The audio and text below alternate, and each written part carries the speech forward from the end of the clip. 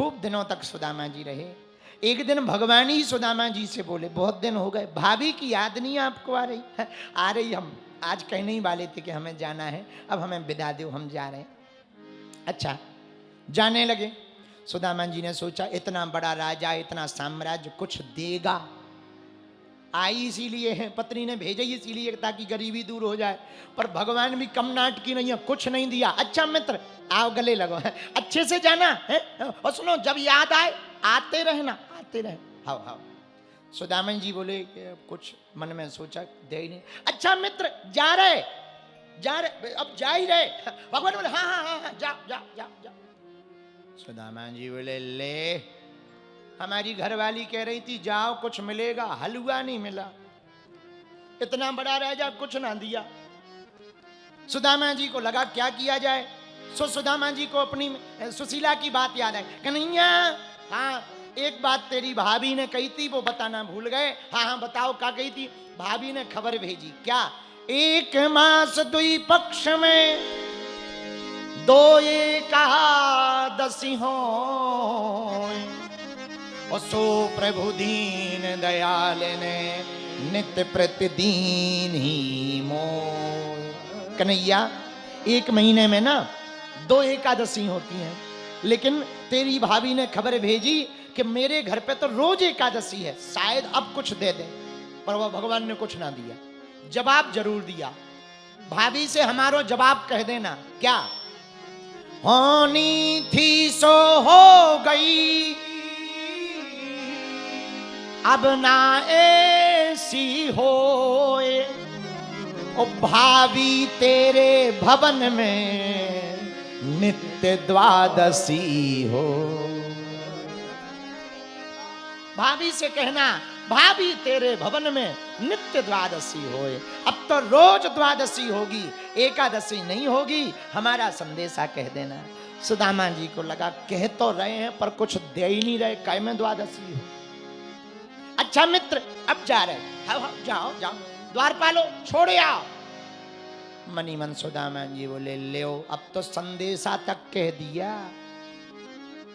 वे कह रहे द्वादशी होगी पर हलवा में होगी, दिया कुछ है ही नहीं है। दरवाजे तक पहुंचे तब तक भगवान ने बुला ले, सुदामा। हाँ हाँ मित्र, ये जो तुम कपड़े पहने ना, हाँ ये राजाओं वाले कपड़े हैं। रास्ते में चोर डकैत तुम्हें लूट लेंगे राजा समझ के, मार पिटाई और कर देंगे, तुम पे है कुछ नहीं है। एक काम करो, तुम्हारी वाली धोती हमने साफ करवा के धर दी, वो ही पहन लो। सुदामा जी मनी मन बोले वाह रे द्वारकाधीश, वाह, कपड़े तक उतरवा रहे हैं, देने तो दूर की बात है, पर करें क्या? भगवान की लीला थोड़ी कोई समझ सकता।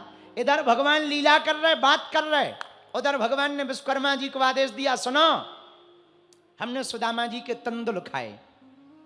भगवान ने 3 मुट्ठी तंदुल लिए, सुदामा जी जो लाए थे पोटली में भर के। पहली मुट्ठी लेते ही प्रभु ने स्वर्ग सुदामा के नाम किया है, स्वर्ग का राजा बना दिया। दूसरी मुट्ठी में पृथ्वी लोक का वैभव विप्र को सौंप दिया है। दूसरी मुट्ठी चावल खाई, पृथ्वी का राजा बना दिया। और तीसरी मुट्ठी चावल लेकर के खाने ही वाले थे, तीसरी मुट्ठी लेते ही प्रभु ने तो लक्ष्मी जी ने रोक लिया है। अपना निवास भी दान में दे रहा, कैसा दानी ये मेरा पिया है। अपना निवास भी दान में दे रहा, कैसा दानी ये मेरा पिया। तीसरी मुट्ठी में भगवान बैकुंठ देने ही वाले थे, रुक्मणी जी ने हाथ पकड़ लिया, बस बस बस बस बस, 2 लोकों का राजा बना दिया। सुदामा जी को समझ नहीं आया, भगवान ने तो लीला की। तीसरी मुट्ठी रोक दी, महाराज इनको तुम अपना निवास भी दान में दे दोगे, कल के दिन ये कहेंगे चलो उठाओ बोरिया बिस्तर, कहाँ जाओगे? अपना निवास भी दान में दे रहा, कैसा दानी ये मेरा पिया है। अपना निवास भी दान में दे रहा, कैसा दानी ये मेरा। पर सुदामा जी को थोड़ी समझ में आई।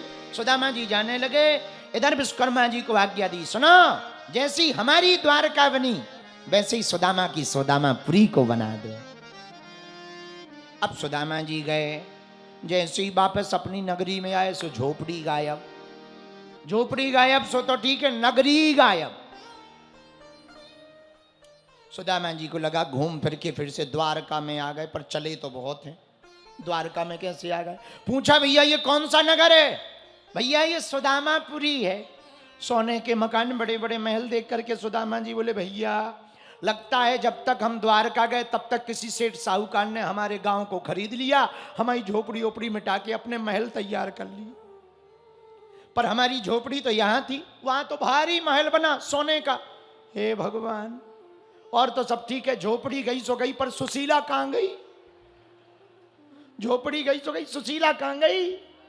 जैसे ही देखा एक सुंदर चमचमाती हुई साड़ी में गहने पहने हुए, नक तक श्रृंगार किए हुए, आरती की थाली लिए, ये बात कर ही रहे थे, ऊपर से सुशीला ने देख लिया, अरे स्वामी जी आ गए।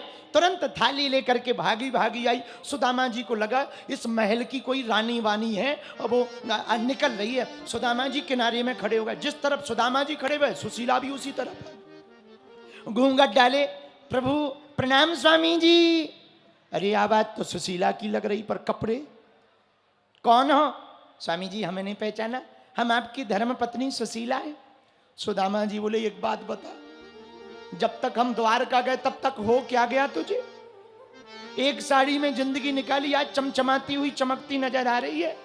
तो सुशीला हाथ जोड़कर बोली घूंघट उठा के, प्रभु ये उन्हीं की तो देन है जो तुम्हारे मित्र हैं, उन्हीं की तो लीला है। तब सुदामा जी को समझ में आया, वो बात कन्हैया की याद आ गई। हानि थी सो हो गई, अब ना ऐसी हो, ओ भावी तेरे भवन में नित्य द्वादशी हो। जैसे सुदामा की लाज कन्हैया ने राखी, वैसे ही आज की कथा सुनने वाले शिवपुरी वासियों की लाज हमारे कन्हैया द्वारकाधीश रखें। ऐसी भगवान से हम प्रार्थना कर रहे हैं, भगवान आप सब पर कृपा करें। सुदामा के ऊपर कृपा हुई।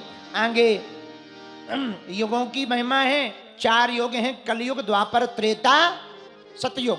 कलयुग की आयु है 4,32,000 वर्ष, द्वापर की आयु है 8,32,000 वर्ष, त्रेता की आयु है 12,96,000 वर्ष और सतयुग की आयु है 17,28,000 वर्ष। और कलयुग की आयु सबसे कम है 4,32,000 वर्ष। अभी कलयुग के मात्र 5200 वर्ष, 5,000 वर्ष पूर्ण हुए हैं। कालांतर में कलयुग जब आगे बढ़ेगा, 8 साल की कन्या दादी बनेगी, ऐसा कलिकाल आएगा। इंसान के मांस बिकने की मंडी लगेगी, ऐसा कलयुग आएगा। मान मर्यादा सब मिट जाएगी, ऐसा कलयुग आएगा। इंसान की हाइट घट जाएगी, कुमार की हाइट बढ़ जाएगी, उसी पेड़ के नीचे बैठ करके इंसान छाया लेंगे, ऐसा कलयुग आएगा। मनुष्यों की मंडी बिकेगी, मांस की मंडी लगेगी, ऐसा कलयुग आएगा। उस समय हाहाकार मचेगा, न यज्ञ होगी, न जप होगा, न तप होगा, न कथा होगी, न पुराण होगा। पूरे कली काल में केवल पाप ही पाप होगा। तब भगवान कली काल के अंत में संबलपुर में श्वेता रामेश्वरम में ब्राह्मण के घर पर कल की अवतार लेकर के प्रकट होकर के कलयुग में राक्षसों का विनाश करेंगे और धर्म की स्थापना होगी। इस प्रकार से युगों की वर्णन है और 12 स्कंद में नाम महिमा है। आइए हम लोग भागवत के अंतिम श्लोक को गाते हैं। अपने सिर के ऊपर कोई ना कोई कपड़ा रख लें और भागवत का अंतिम श्लोक गाएं। जिन्होंने 7 दिन की कथा नहीं सुनी, उन्हें 7 दिन की कथा सुनने का फल प्राप्त होगा।